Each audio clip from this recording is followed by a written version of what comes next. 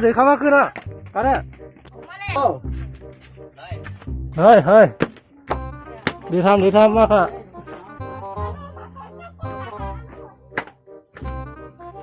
โอ้กันยันค่ะดีทำแล้วกันนะครับมาค่ะบอดีไล่สวยแล้วเลี้ยงพวกมีกันเนาะนะครับมาค่ะดีทำค่ะกันยันค่ะนะมาค่ะนี่ค่ะเพราะว่าไล่สดลงเพจอะไรมันไล่มีเลี้ยงพงมีตัวก็ได้นี่ค่ะเพราะนั้นการเล่นนะท่านนะทางนี้นั่นมีอะไรมาดิ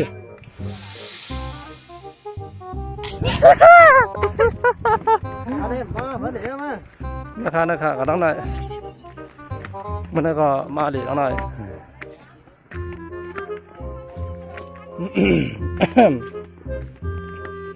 มาเลยขึ้นติดมาเลยละปอกกัน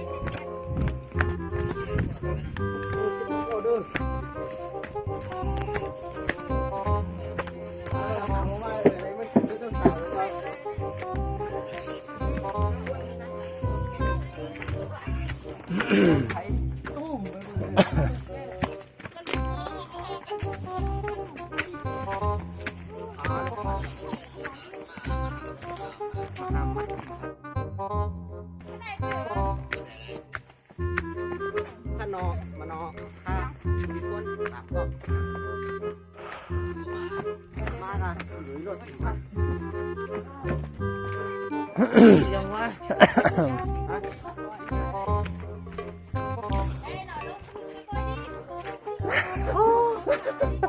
เหนื่อยจะตายเลยง่วน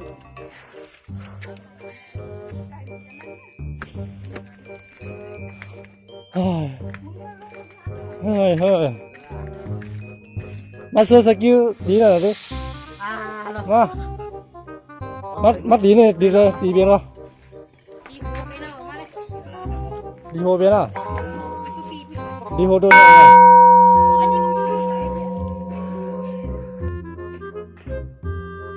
อยากขึ้นได้นะเฮ้ยขึ้นเมื่อไรลูกเบี้ยมาในมันมีบันไดแล้วขึ้นได้มาดิเนี่ยบนลงมือทั้งพูนอ่ะระวังนะจับร้อนนะผมไว้ด้วยเฮ้ยระวังขี้ของขาว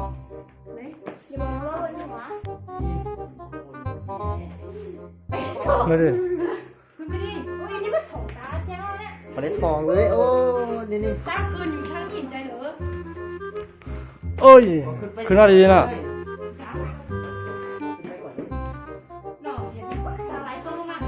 ข้ามหมดเลยขึ้นมากำคนอ่ะกำ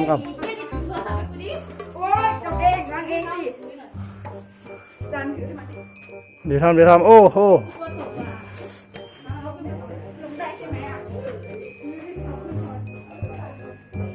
มินโอ้มต้องขึ้นมาฮะมีอย่างอ่ะฮะเฮ้ตั้งออกมีจริงๆอ่ะระวังนะจันน่ากลัวเดี๋ยวระวังเลย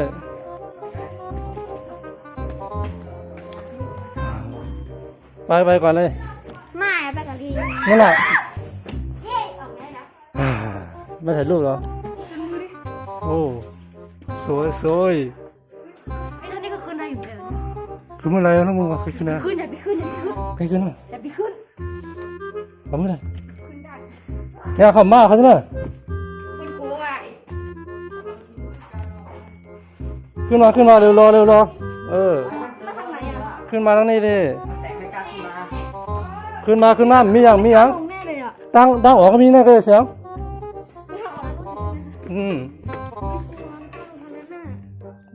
ไม่ต้องกลัวนะขึ้นมา ไหนๆก็ไหนๆแล้วอ่ะมันขึ้นแล้ววะขึ้นไปก่อนดิอย่านี้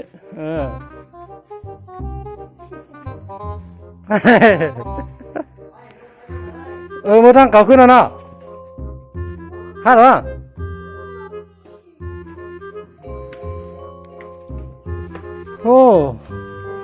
โอ้โหอันนี้ไงสุดยอด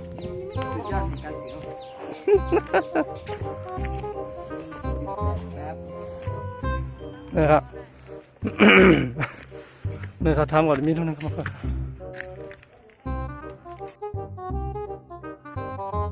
นี่ครับมาเข้ามาแล้วนี่ครับเนาะมาเลยน้องนายเป็นคนหลวงนะมาครับทุกคนครับจอมกันครับจอมกันครับจอมกัน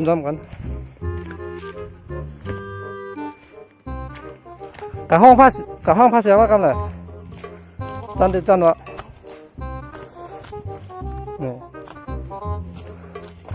เฮ้ไปไม่รอกันเลยนะ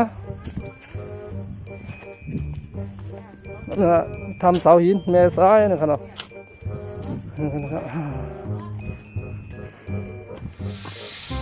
จันน่ะบทด้วยตั้งดีๆครับทุกคนเป็นยังไงโอ้พาโลตาเนี่ยมันลงเลยเนาะถ้าพาโลตาเนี่ยมันลงเลยเนาะสมยังอ่ะเป็นยังไงเสียวไหมสนุกไหมสนุกมากสนุกไหมนะพัสลา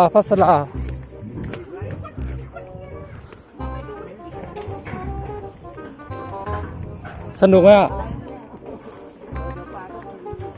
นะครับทำสาวชีนเมษายคลิปนี้ก็ เอาลงเอาไว้แทนดินในช่องสมัยพอนะครับอันนั้นแหลมเลยเขาทำอันนี้ทำแล้วมาเขาทำนะครับยากันไปทางคลิปนั้นนะครับเนาะพัสลาโบกมือหน่อยดิโบกมือบายหน่อยดิเป้าปายเหรอ นี่ก็ยันไปทางกันเนาะ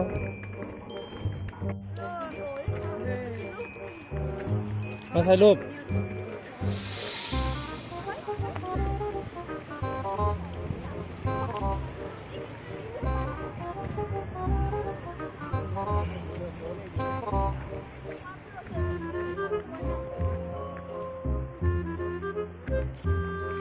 อันนี้ไงป้ามาม่ามาม่า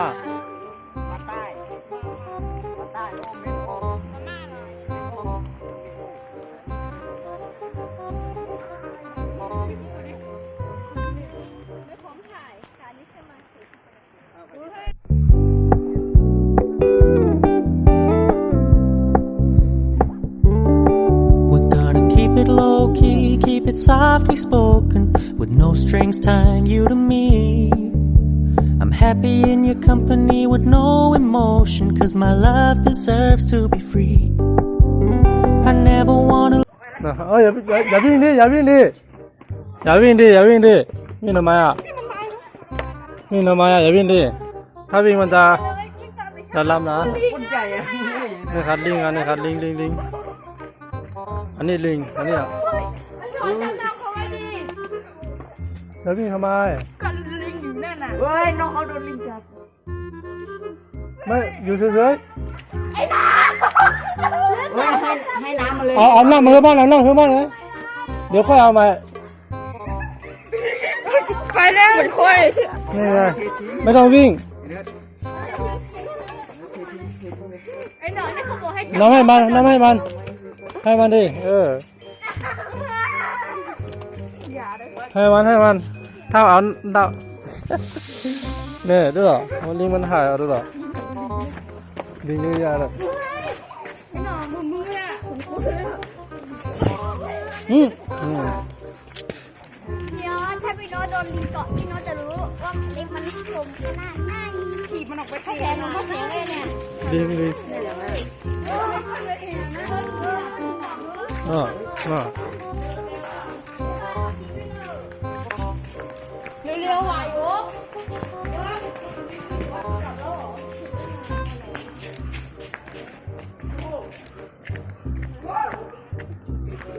เอาลิงอะไรโอ้โหลิงอะไรนั่นหรอมันลูกลิงลูกลิงเหรอมันแขนมันแขนมันแขน ขู่แล้วอ่ะไม่ได้เอาไม้มามันแล้วไม่ทักเรามา เฮ้ย วิ่งไปเจอ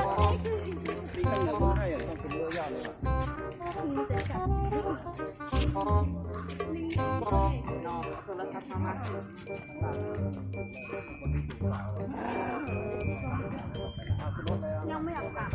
มานั่งข้างในกับข้าก็ดีไม่ไปก็ไปทำหาอะไรไอ้โน้ตโอ้ยพี่โน้ตดูลิงอยู่บนหลังคาดิ